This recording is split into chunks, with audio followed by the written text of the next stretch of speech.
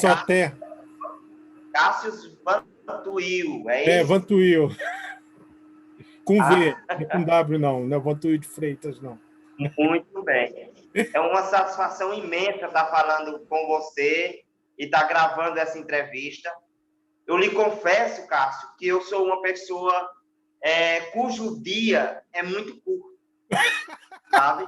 Imagino! Levanto muito cedo, durmo muito tarde. Hoje ainda eu tenho uma live no meu canal, no meu Instagram. Opa. Tenho atividades médico-clínicas. Então, assim, desculpa o meu pequeno atraso de 2 Não, minutos. que isso. A gente entende perfeitamente. Você trabalha com o quê para acordar tão cedo? Eu, na verdade, eu tenho 4 funções básicas. Nossa! Eu tenho 3 vínculos empregatícios. Eu trabalho como fisioterapeuta numa cidade, na Policlínica. Trabalho como fisioterapeuta intensivista numa UTI, num hospital regional. Dou aula na faculdade e tenho outro trabalho que é o não remunerado, mas que é o mais especial de todos, que é o trabalho do espiritismo, a divulgação doutrinária e o atendimento mediúnico. Nossa, que legal. E você é de qual Então, cidade? assim, que eu não peguei. De qual cidade? Eu sou de Cajazeiras, na Paraíba. Ô, terra Cajazeiras, na Paraíba. Terra boa. E você entrou na doutrina espírita há quanto tempo? Assim, você de berço? Como que foi? Rapaz, eu nem te conto. A história é profundíssima. É mesmo? Conta pra gente. Conto, sim, com o maior prazer do mundo. Olha só, Cássio, e nossos seguidores e nossos colaboradores. Eu nasci numa família predominantemente católica. Meu nascimento foi relativamente tranquilo. Meus pais nunca se separaram. Eu nasci de parto normal, tenho uma irmã. Quando eu tinha mais ou menos 6 anos de idade, nasceu o segundo filho dos meus pais, que no caso foi uma menina, e nós tínhamos uma família harmoniosa. Porém, aos 5 anos de idade, eu estava deitado, os meus pais haviam saído de casa, eu estava deitado com a babá, e de repente, num dia de domingo à noite, um ser, que até agora eu não identifico quem seja, mas sem sombra de dúvida, trata-se de um inimigo de vidas passadas, com o qual eu já me reconciliei, sem sombra de dúvida, porque ele nunca mais me perseguiu desde então. Um ser entrou na minha casa. A primeira coisa que eu estranhei foi o fato dele ter atravessado a porta, ter transfixado a matéria. Ele chegou na minha frente e eu percebi também que a babá não me enxergava, não via. E disse: eu gostaria de lhe mostrar algo. Olha. Ele fez um movimento com a mão, um movimento muito semelhante àquele em que os maestros fazem ao reger uma sinfonia. Ele fez um movimento com as mãos e uma tela abriu-se na minha frente. Quando esta tela se abriu, eu tive a visão nítida e perfeita dos meus pais sendo acidentados e os dois morrendo em um trágico acidente de trânsito. Pois bem, para uma criança de 5 anos, aquela visão é aterrorizante. Você concorda comigo, né? Nossa, totalmente. Pois é. Então, aquela visão aterrorizante me chocou de uma maneira em que eu só sabia gritar, chorar e espernear. A babá ficou também igualmente desesperada. Chamaram os vizinhos, que foram até a minha residência, tentando me controlar. E foi tão nítido e tão real o que ele me mostrou, que quando os meus pais voltaram, eu não conseguia reconhecê-los como pais, porque na minha visão, na minha concepção, os meus pais estavam mortos, pela visão que o Espírito me mostrou.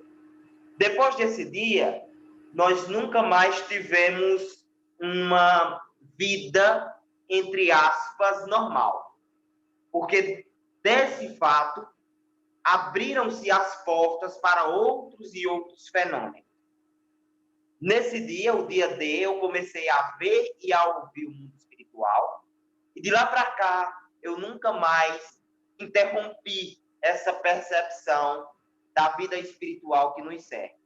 No outro dia, eu vi outros espíritos, eu ouvi outras pessoas que os meus familiares não conseguiam perceber.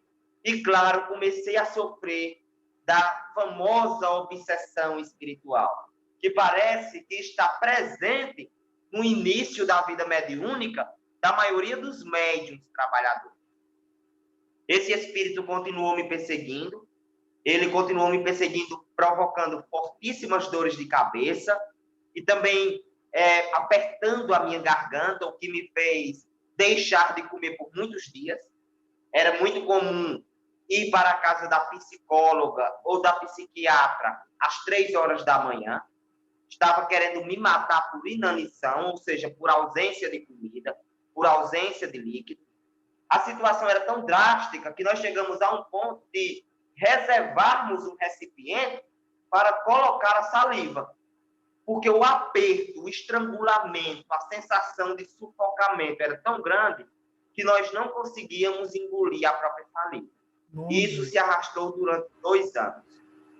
Médicos diversos, especialidades múltiplas, exames os mais variados possíveis, até que um dia, minha mãe já cansada, as condições econômicas da minha casa extremamente deterioradas, uma senhora que frequentava o grupo espírita dos Sirineus do Caminho, o qual eu faço parte aqui em Cajazeira, disse: Iracema, por que você não leva esse menino nos Sirineus para fazer um atendimento espiritual?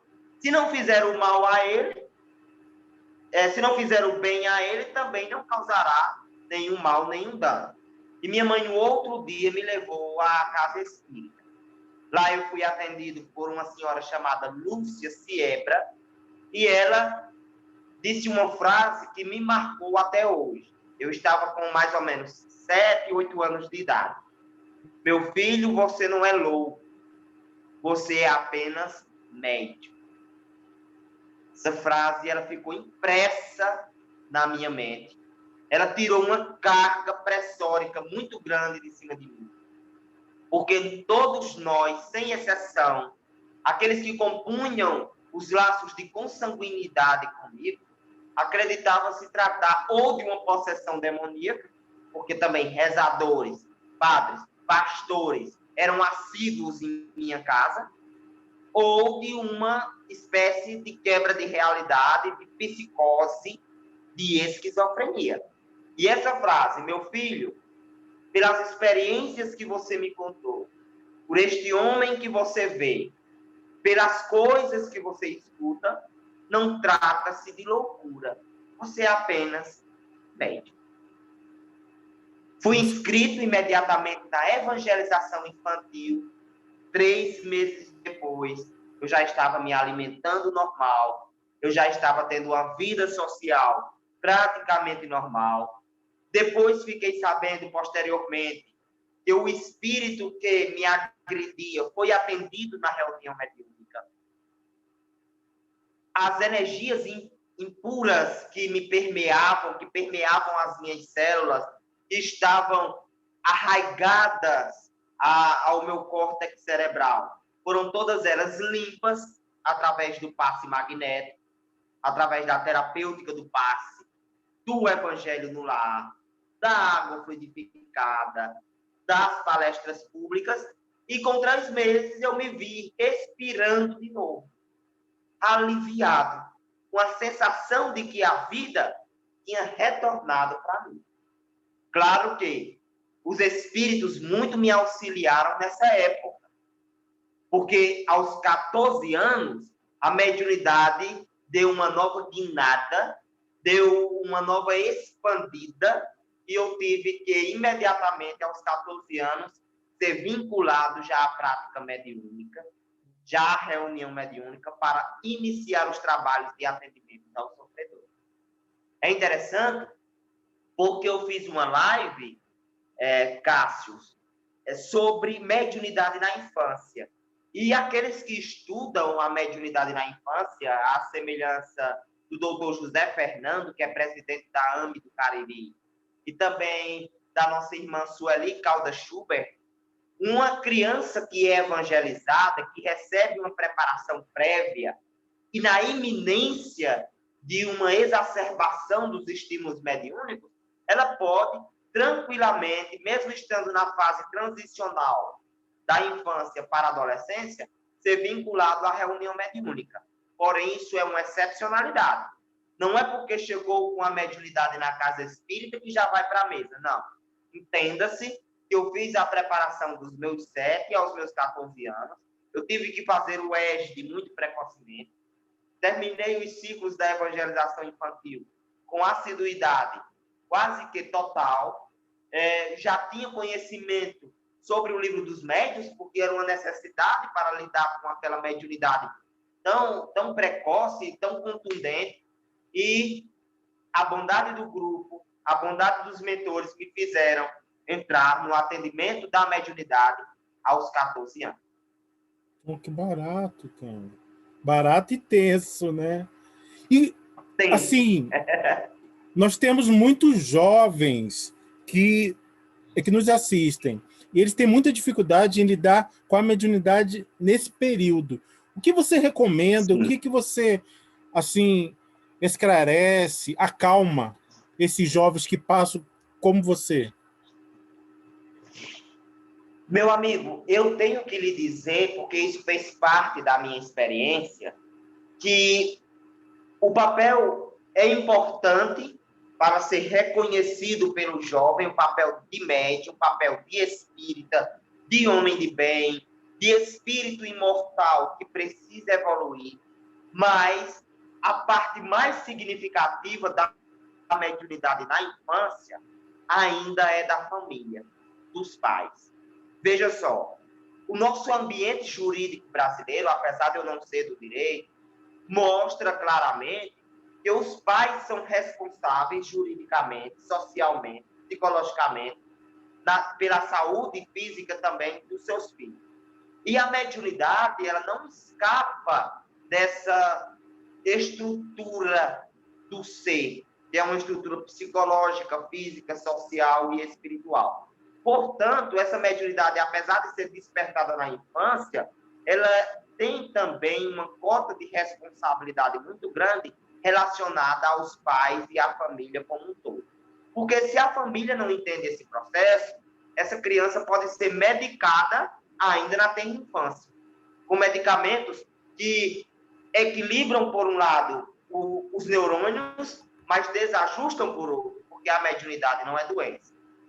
Se a família não entender esse processo, não retirar de cima da estrutura familiar os preconceitos, essa criança pode ser taxada como sendo vítima de obsessão ou de possessão demoníaca e sofrer um preconceito social. Essa criança pode ter situações de bullying na escola, que eu enfrentei muito.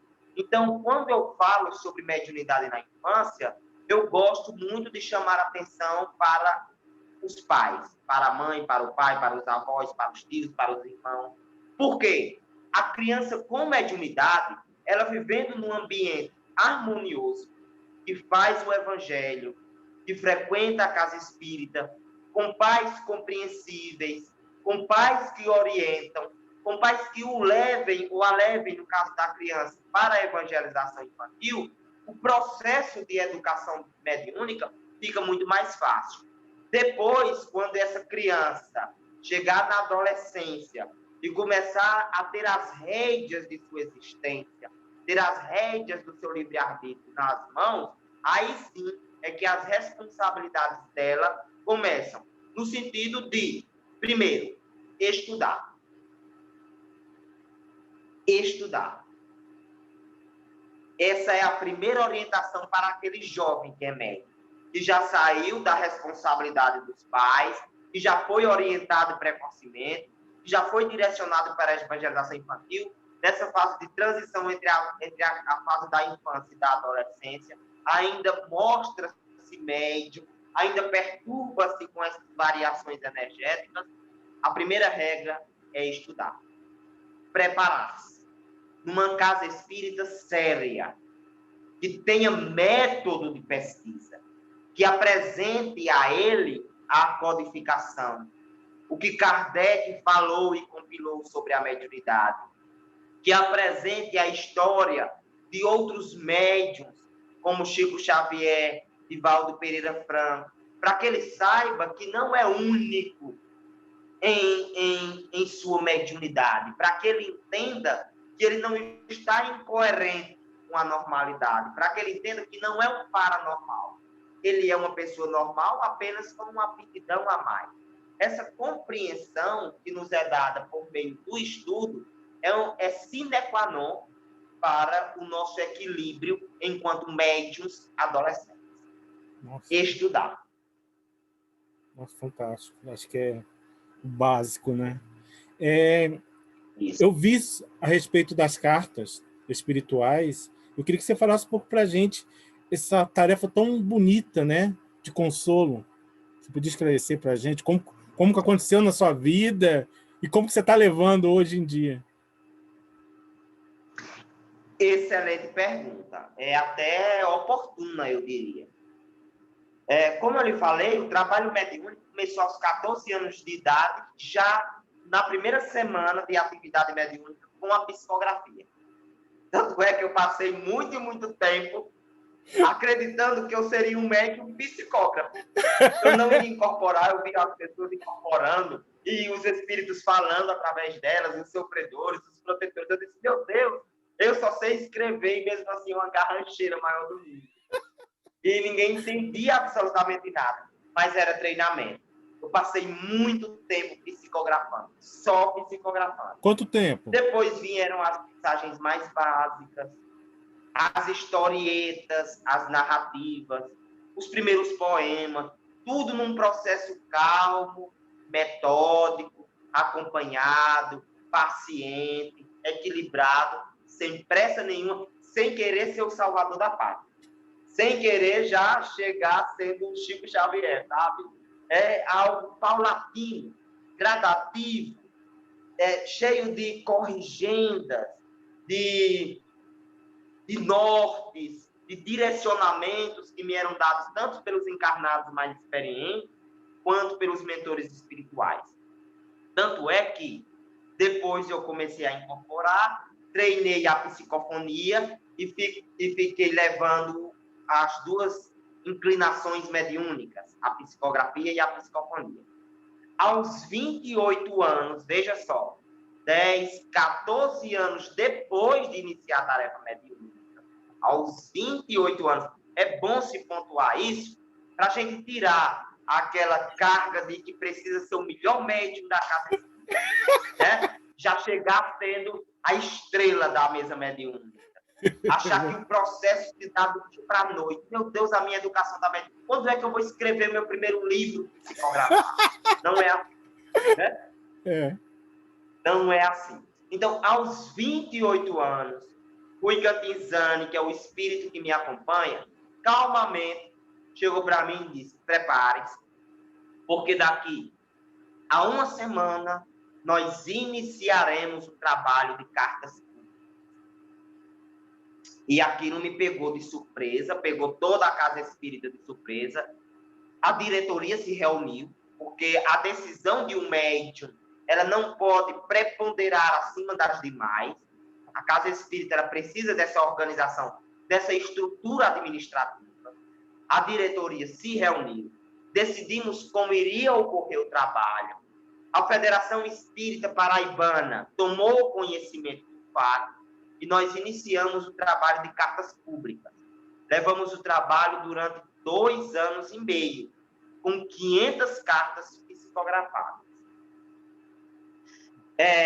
Recentemente, há 1 ano e meio atrás, mais ou menos, houve uma interrupção das cartas públicas, não da mediunidade, porque, como eu já lhe disse no início da nossa entrevista, eu participo de reuniões mediúnicas 3 vezes por semana, e agora, recentemente, no início do ano, nós voltamos com um trabalho de cura espiritual, de passe magnético para as pessoas mais enfermas e de cartas psicografadas. Só que em decorrência da pandemia, Cássio, nós ainda não estamos fazendo o trabalho público. É um trabalho ainda resumido. Mas tão logo volte à normalidade, tão logo essa vacina seja difundida em todo o território nacional, nós pretendemos dar continuidade ao trabalho de carta, com algumas cautelas. Você acompanhou, e aqui não nos cabe julgar, nós não estamos na condição de juízes. Você acompanhou os escândalos recentes acerca das cartas psicografadas, né? São cartas oriundas de informações tiradas da internet, são cartas oriundas do que as outras pessoas dizem acerca do desencarnado. Nós temos um cuidado especialíssimo com isso, sabe? Nós temos um cuidado para não tentar ou querer chocar a sociedade, muito menos colocar a mídia à frente do nosso trabalho. Nós fazemos um trabalho controlado, coeso, as informações que são tidas nas cartas. Os mentores tenham cuidado de colocar sempre aquelas que fazem parte do convívio familiar, que não podem ser encontradas em mídias sociais, entende? Existe um trabalho de oração prévia, existe todo o cuidado de registrarmos cada carta, de pedir ao familiar que assine o recibo quando essa carta é entregue. Não fazemos entrevistas, não pedimos nome, apenas quando entregamos a carta ao familiar, a quem a carta foi endereçada, a pessoa assina dizendo que recebeu. Nós temos todas as cartas digitalizadas, recebemos orientação da federação, ou seja, é um trabalho de Jesus que nós temos o maior apreço, o maior zelo ao conduzi-lo na matéria, justamente para evitar escândalos ou problemas de natureza outra, que possa, de certa forma, atingir o trabalho de Jesus. Repito, não nos cabe aqui julgar esse médium ou aquele médium. Acreditamos que todos participam, de alguma maneira, da estrutura que Deus montou, que Deus estruturou para a nossa evolução no planeta. Não nos cabe julgar, mas as experiências que ouvimos, as situações que presenciamos, inclusive na mídia nacional, em relação a muitos médios que trabalham com as cartas públicas, nos fez ter a necessidade de pedirmos maiores orientações aos mentores e de levarmos tudo com a maior ética possível dentro do ambiente da Casa Espírita. Ao todo, foram 500 cartas. De janeiro para cá, nós já recebemos mais 5, em 2 reuniões, em que iniciamos esse trabalho de cartas públicas, e assim pretendemos levar o nosso barco. Sabemos que uma hora ou outra teremos que enfrentar este ou aquele problema, que isso faz parte, né, até mesmo do pagamento de contas a que o médium está exposto em relação à sua vida passada, mas estamos muito tranquilos em relação a tudo isso, porque nos sentimos amparados, tanto pela ambiência da Casa Espírita na matéria, quanto pelo plano espiritual que nos assiste. Nossa, barato. E como foi esse encontro com o seu mentor espiritual? Foi tranquilo? Foi calmo? Foi surpreendente? Foi natural? Como que foi? Rapaz, eu vou te dizer, você está muito parecido com o Roberto Cabrini do Espiritismo, com o William Bonner do Espiritismo. As suas perguntas são precisas. Então, se eu estivesse chegando no Espiritismo agora, era justamente isso que eu queria escutar. Como foi o seu encontro com o seu mentor? Como você iniciou a mediunidade? Porque essas perguntas são chaves para o entendimento do mundo espiritual e também do ambiente da Casa Espírita. Aconteceu um fato muito semelhante com o médium Raul Teixeira, o médium e orador espírita Raul Teixeira, quando ele ainda estava no início de sua mediunidade. E também aconteceu comigo. Aos 13 anos, 14 anos, quando nós chegamos na reunião mediúnica, nós fomos assessorados por um espírito chamado Bernardo, irmão Bernardo, um franciscano, inclusive muito boa praça, muito gente boa, um espírito jovial, que na sua última encarnação conviveu com 3 adolescentes, recebeu essas adolescentes na condição de filhas, e é muito dado, muito aberto ao trabalho com jovens, né? Então, nós fomos orientados, a priori, por irmão Bernardo.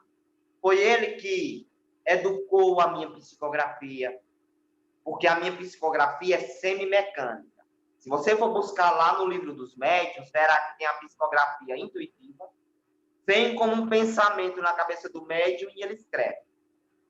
Tem a psicografia mecânica, o médium apaga, fica inconsciente, e quando volta, tudo já está escrito.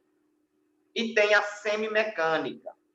O médium está consciente, porém ele não controla os impulsos elétricos do braço.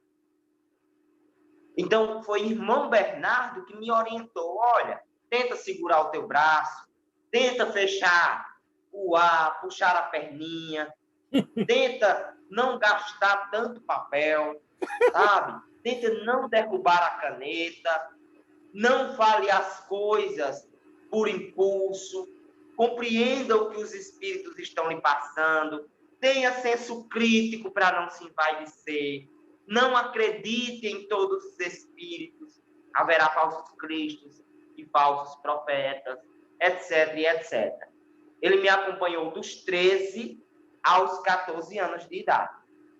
Me desculpe, dos 13 aos 17 anos de idade.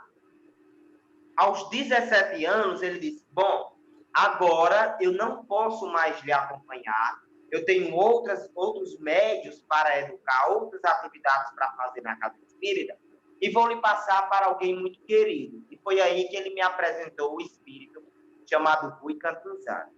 Rui Cantanzani é um espírito mais fechado, mais introspectivo do que irmão Bernardo. Irmão Bernardo era muito expansivo. Rui Cantanzani, ele é mais, digamos assim, austero, mais direto no que ele quer dizer. E ele tem me acompanhado dos 17 anos até o momento atual, quando eu estou com 32 anos de idade. É ele que nos acompanha. Ele foi me apresentado por irmão Bernardo.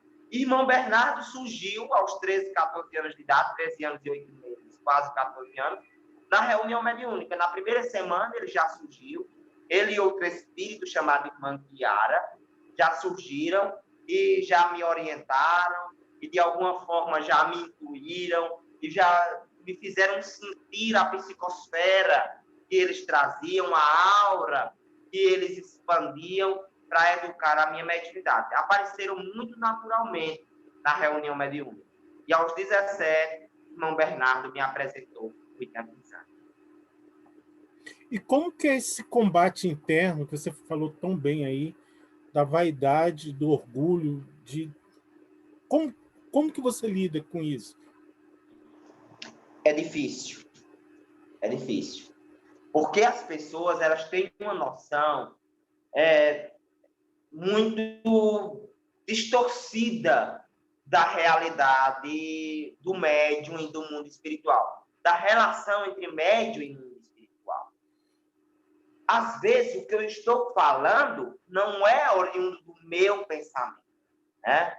Como o João de Ângeles falou para Divaldo Franco, no filme tem uma passagem que mostra isso, estás vaidoso por ter falado algo que não é da tua mente, quando o espírito Humberto de Campos deu a palestra através dele sobre a arte da guerra, e ele saiu um pouco envaidecido do ambiente da palestra, e Joana de Ângeles diz, estás vaidoso por ter dito algo que não é da tua mente, mas sim que foi ditado por um espírito.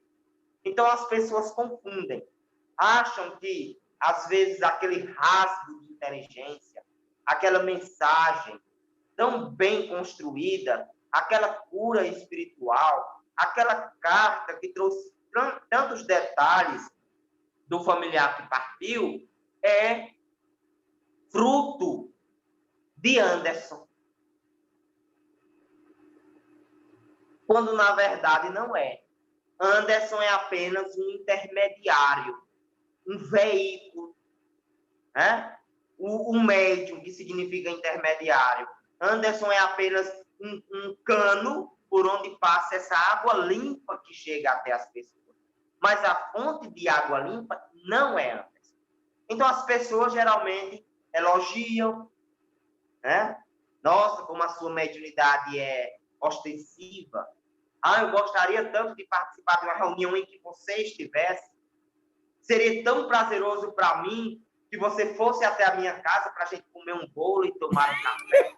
Porque ficam encantadas com os resultados da mediunidade, sendo que o fator originário, a matriz de todo esse trabalho, não é Anderson, e sim do mundo espiritual. Então, é difícil conter os impulsos da vaidade por causa disso.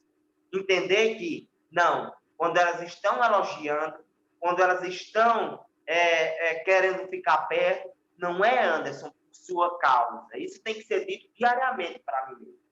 Mas sim por causa do trabalho que os espíritos realizam através de você. Toda honra, todo mérito e toda glória é destinada a estes espíritos e a Jesus, não a você. Então, o trabalho do médium, enquanto o seu íntimo, enquanto a sua consciência e a sua moralidade, é justamente esse: colocar o pé no chão, entender que ele é apenas um veículo intermediário por onde passam essas informações, e de nenhuma maneira, nem por um segundo sequer, acreditar que tudo aquilo é dele e que ele pode trocar por títulos, ou pode trocar por elogios, ou pode trocar por dinheiro, ou pode vender de alguma maneira. Porque ele não pode vender algo que não é dele, e sim do Cristo. Entendeu? Essa luta ela deve ser constante, ela deve ser diária, ela deve ser disciplinada, e ela deve ser lembrada também ao médium pelos companheiros que vivem com ele, por aqueles que fazem parte da casa espírita, pelos familiares e pelos amigos, para que ele não se fascine diante do trabalho que exerce. O Anderson, você que é da área de saúde e tem essa facilidade com o mundo espiritual, de ter contato, como você vê essa pandemia com essa mudança, com essa transição planetária? Como você associa essas duas coisas? Olha só, meus amigos que estão nos ouvindo nesse momento. Em 1971, Francisco Cândido Xavier falou no programa Pinga Fogo que nós iríamos iniciar a transição planetária, que da década de 60 até os anos 2010, 2019, nós teríamos uma fase de teste para a humanidade. Se o planeta não entrasse numa terceira guerra mundial, nós teríamos uma transição planetária bem mais tranquila. Não seria necessária tanta catástrofe, não seriam necessários tantos embates no planeta Terra, justamente porque não tínhamos nos comprometido, espiritualmente falando, por meio da lei de causa e efeito, com uma terceira guerra mundial, que seria, sem sombra de dúvida, uma guerra nuclear. Porém, a transição planetária, ela existe e ela é conturbada. Nós não provocamos algo catastrófico, mas ela precisa acontecer. E em acontecendo, ela precisa fazer mudanças sociais, administrativas, políticas, geológicas, geográficas, étnicas e éticas no nosso planeta Terra.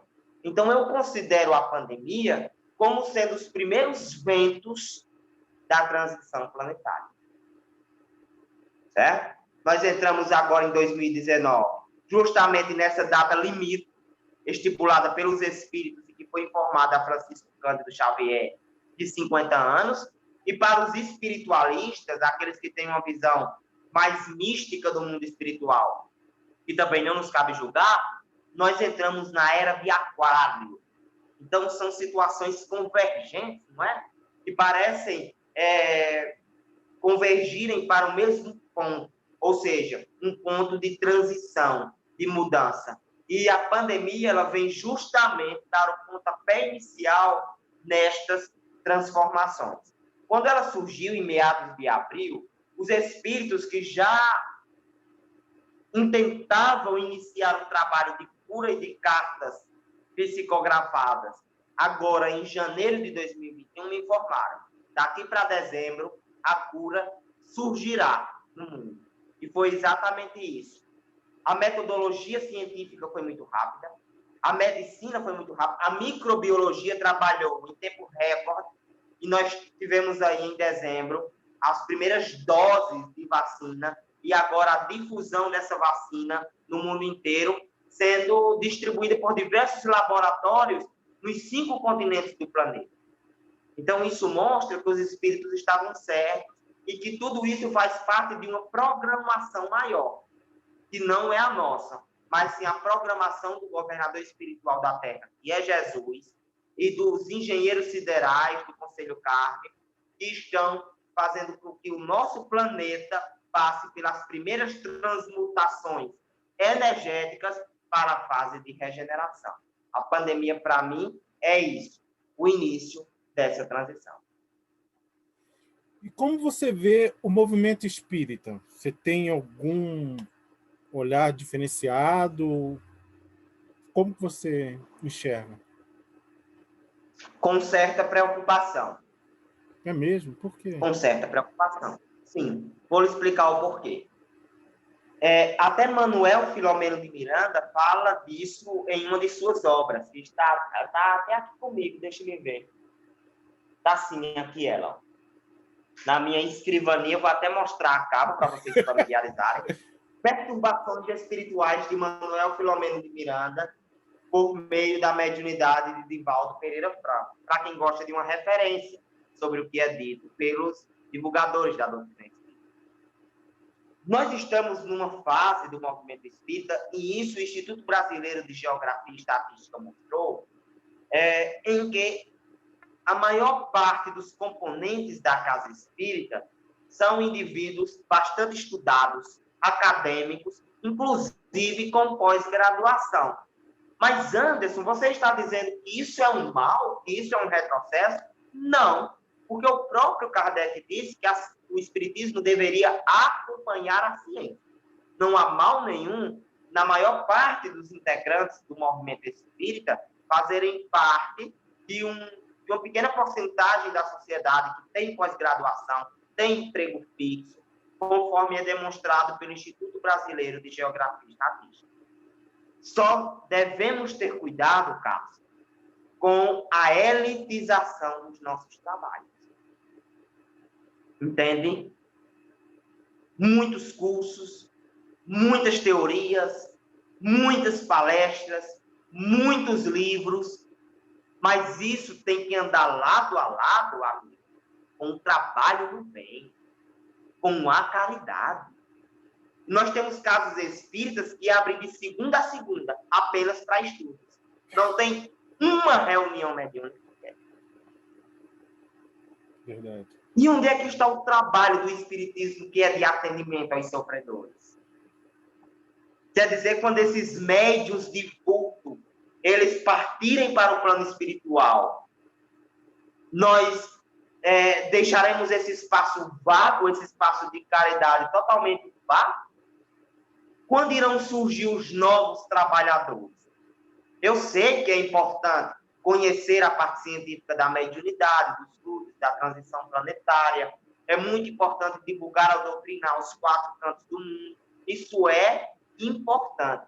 Mas importante também é o trabalho de conscientização daquele que sofre, é o trabalho de evangelização infantil, são as reuniões mediúnicas que fazem os tratamentos desobsessivos dos trabalhadores da casa e da sociedade, é o trabalho de cartas psicografadas de consolação, é o trabalho de passe magnético, de acolhimento social. Então, assim, me preocupa, porque às vezes eu percebo que a casa espírita tornou-se, em algum aspecto, um centro de estudos científicos, olvidando um pouco, negligenciando um pouco a questão da caridade, da fraternidade entre os povos.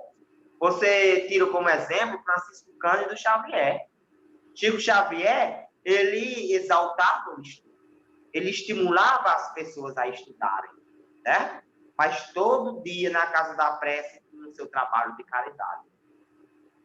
E a gente precisa sair desse comodismo intelectual no qual nós estamos e dividir o nosso tempo para atendermos às duas necessidades. As necessidades intelectivas do espírito e também as necessidades morais que são relacionadas ao trabalho no bem. E antes, você tem algum sonho, assim? Você tem algo dentro do movimento que você queira fazer, que você possa contar, né? Pode ter coisa aí que você está esperando o momento certo. Meu intuito, meu objetivo maior é trabalhar.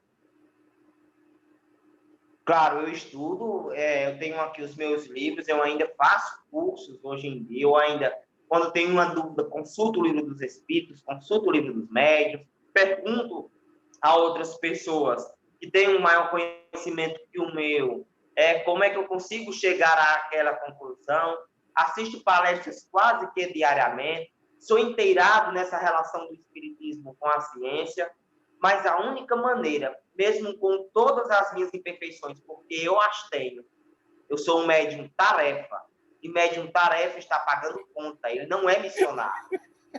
Eu estou pagando as minhas contas do passado. Então, com todas as limitações que eu ainda tenho, a única maneira que eu vejo de compensar essa doutrina pelo bem que ela me fez, o único modo que eu tenho de devolver um pouco a Jesus o amor que ele me deu, que ele me consagrou, me tirando daquelas perturbações espirituais que eu tinha na infância e me dando uma vida normal, é trabalhando. É divulgando a doutrina espírita 2, 3 vezes por semana, é indo para as reuniões mediúnicas, é aplicando passe nas pessoas, é tirando a dúvida de alguém que me procura, ou seja, servindo. Então, eu não estou preocupado em estruturar, vamos dizer assim, uma creche, ou então um abrigo de idosos, ou então abrir uma casa espírita onde eu posso trabalhar de acordo com os meus métodos. Não. Eu estou seguindo aquilo que foi determinado para mim. Trabalho. Quando o trabalho for aparecido, nós vamos lhe orientando. Vá para esse campo de trabalho, vá para aquele outro serviço. Haja dessa maneira. E assim eu vou ao sabor daqueles que me orientam e que querem o meu bem. Então, o meu projeto, primeiro, é continuar trabalhando e servindo a casa espírita. Se daí surgir a publicação de um livro, ou então uma casa espírita em um novo local que esteja carente dessa consolação, um hospital espiritual, um hospital espírita mais adiante, ou etc, e etc, isso daí vai surgir naturalmente. A minha primeira intenção é continuar servindo a Jesus. Bonito. Assim também. Nós estamos terminando, mas antes de terminar, nós temos um pinga-fogo. Lembrando nosso querido Chico, né? Já que você falou tão bem dele. Tranquilo, tá? Qual figura espírita você mais admira?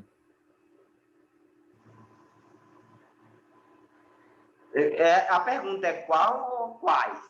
Pode. Se você tiver mais de um, pode também, lógico. Tem médiuns que muito nos ensinam, sabe? O próprio Francisco Cândido Xavier e outra médium muito humilde e muito ligada ao trabalho no bem, que foi Ivone do Amaral Pereira, que psicografou Memórias de um Suicida. O médium que fugiu dos holofotes e que se viu muito no bem, João Nunes Maia, se viu de instrumento para o espírito Miramês. São médiuns que me encantam pela humildade que tiveram no trato com a mediunidade, nunca se colocando no centro das atenções, sempre fugindo dos holofotes e, claro, servindo a Jesus. Francisco Cândido Xavier, Ivone do Amaral Pereira e João Nunes Maia. Todd ou Nescau?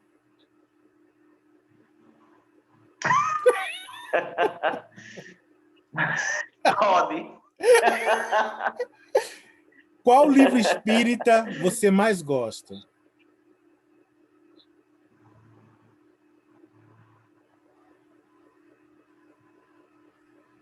Livro dos Médiuns. Por quê? Porque foi o primeiro livro dos médiuns. Eu fui apresentado a ele quando cheguei na Casa Espírita. Foi o primeiro livro que me deram nas mãos. Quando eu cheguei na Casa Espírita, me disseram, toma, estuda esse livro aí. Livro dos Médiuns. Biscoito ou bolacha? Biscoito, porque espírita adora comer. Bolacha não tem recheio, biscoito tem, então biscoito. Cite uma virtude que lhe caracteriza.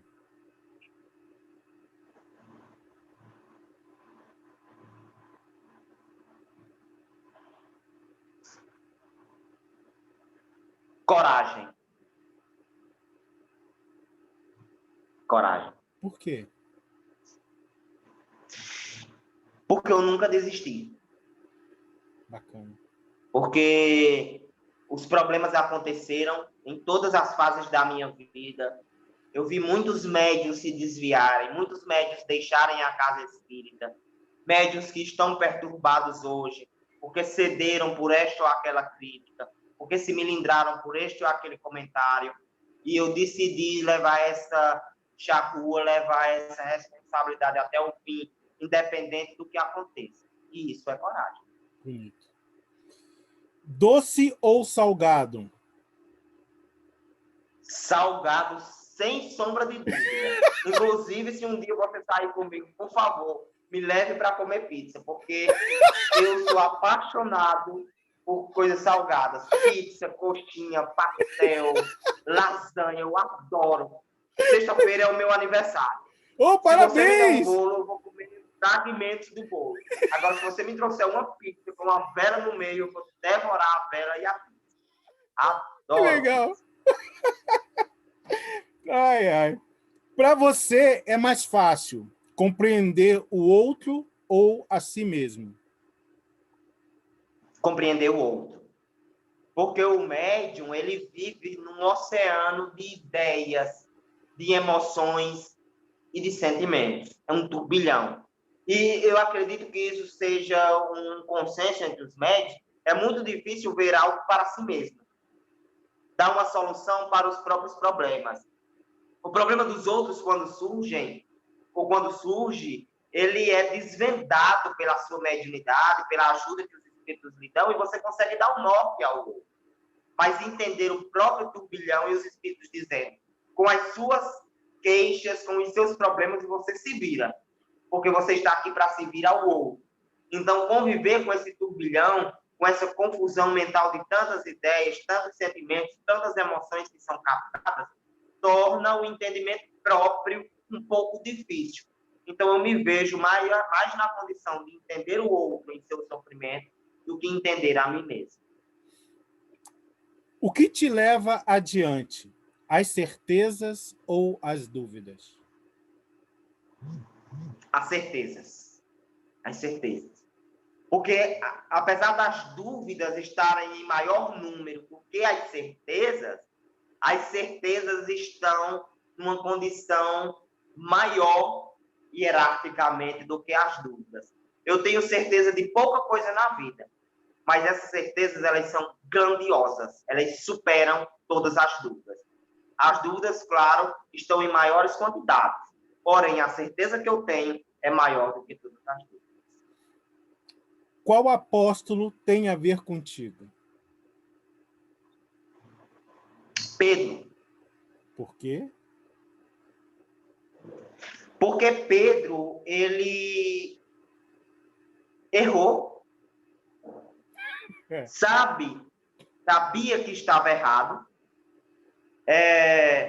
demonstrou a Jesus as suas fraquezas em diversos momentos. E Pedro é o que mais se assemelha ao homem comum. Você veja, quando o soldado Malcolm apareceu, ele cortou a orelha do soldado Malcolm. Ele errou, né? Quando Jesus morreu, que as pessoas apontaram, ele negou a Cristo 3 vezes, ele errou.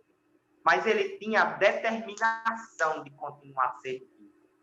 Ele era apaixonado pela figura de Jesus. Mesmo sabedor das suas imperfeições, das suas limitações enquanto homem, o medo que estava no barco naquele momento em que a tempestade fazia o barco só sobrar e sacudir de um lado para outro, e ele gritando desesperado. Então, de todos os apóstolos, de todos os discípulos de Jesus, Pedro era o que mais se assemelhava à criatura humana.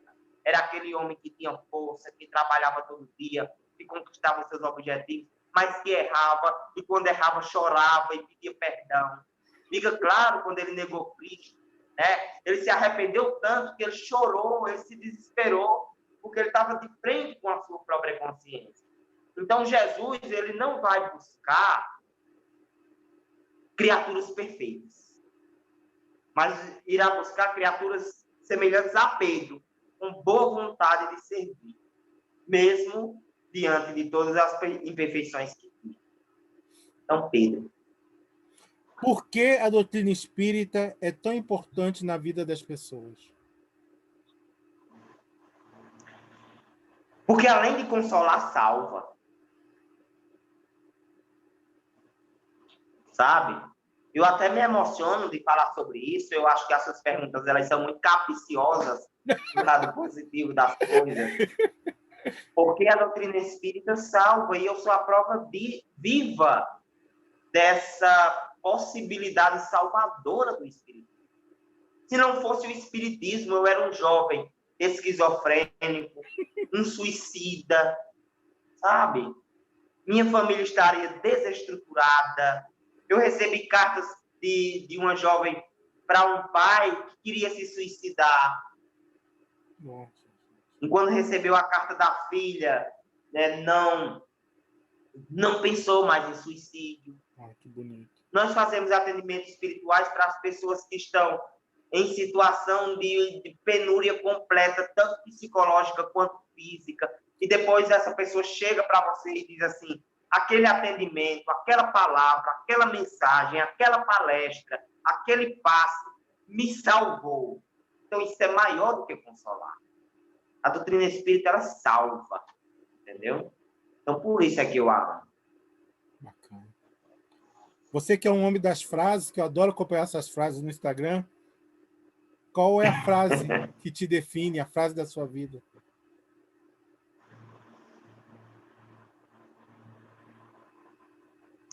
Vamos ver.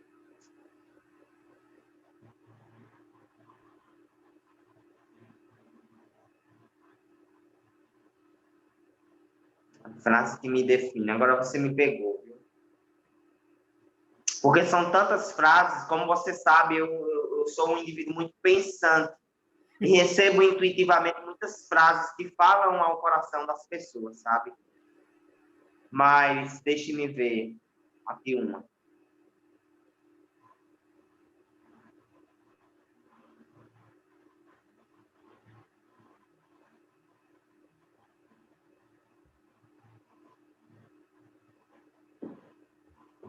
Realmente. Conhece-te a ti mesmo. Aquela frase do templo de Delfos. Conhece-te a ti mesmo é uma frase que me define. Outra frase que me define e que toca muito o meu coração é aquela frase de Jesus assim, que queres que eu te faça? Sabe? Eu acho que essa frase ela devia estar estampada na nossa boca e na nossa testa diariamente. Para quando chegar um sofredor, e é uma frase que nem é complexa, né? Para quando chegar um sofredor pedindo ajuda e a gente estiver diante dele, a gente imitar Jesus. O que queres que eu te faça? Né? Acho que é uma frase assim simbólica.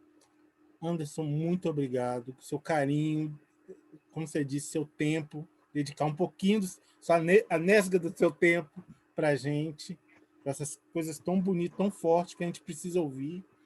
E se puder falar onde a gente te acompanha, como a gente te segue, te vê, para o público que está aí te assistindo. Certo.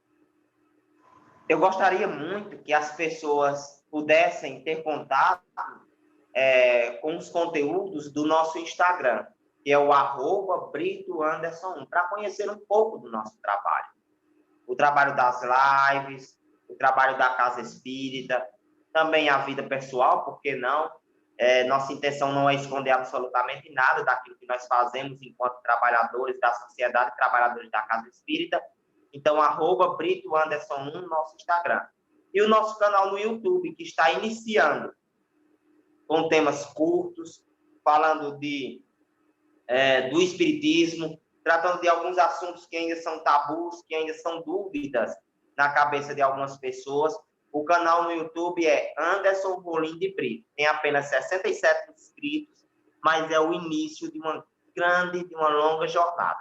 Eu gostaria, se possível, que vocês seguissem essas duas mídias, essas duas redes sociais, o Instagram e o YouTube.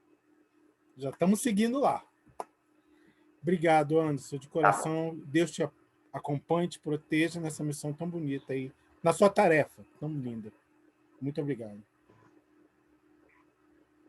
Tudo bem. Eu queria só, se possível, lhe convidar nesse último minuto para fazer uma prece. Nós, com certeza. Vamos fazer uma prece de encerramento.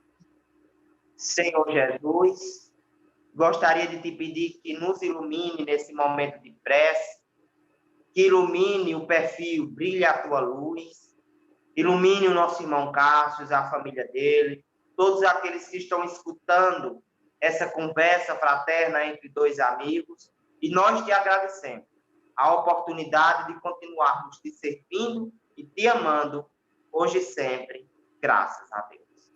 Graças a Deus. Fique com Deus, Brito. Obrigado pelo carinho. Tchau. Até mais. Tchauzinho.